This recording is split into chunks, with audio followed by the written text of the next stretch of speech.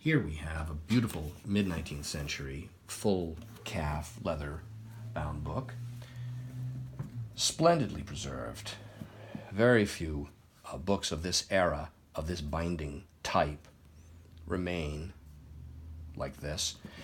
There's a small split along the bottom of the front joint, like so. Same at the rear. However, the boards remain firmly attached. We see here the first leaf, or two leaves really, are publishers' advertisements.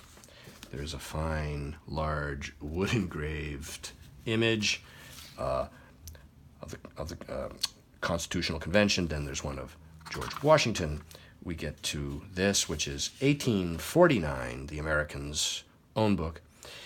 It has the constitutions, embracing that there's a Declaration of Independence within it, the Constitution, and so on. Now, what's interesting about this book is the discussion, for instance, of Texas and Arkansas and all of those western locations.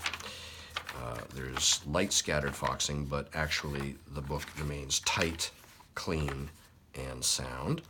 Each of the states has the seal of the state, a large woodcut seal, like so.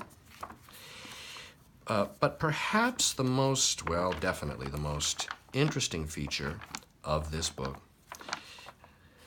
that's interesting, there's Texas, is at the rear we see this splendid and rare, push these up forward slightly like so.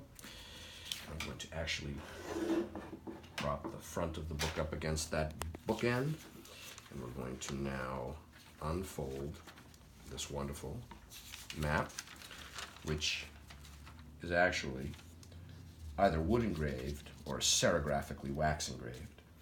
It has original full hand color. It's surrounded by all of the seals.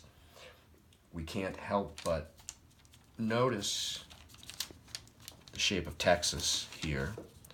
1849 this was published. Here's New California. We have Oregon Territory here extending up into British North America, above, way above where the border of the country is today.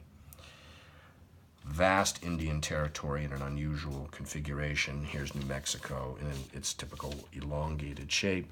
Vast Missouri Territory leading over to a Sioux Territory here. The map has a split right here along this fold line and a short tear there. There is also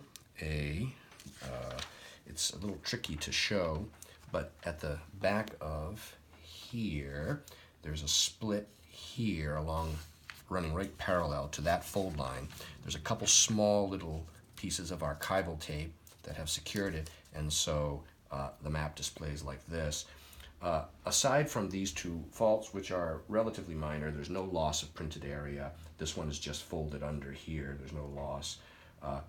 It's a very pleasing example of a very scarce map. And the book with the map at the rear, bound as issued, is now available online from me, Brian DeMambro.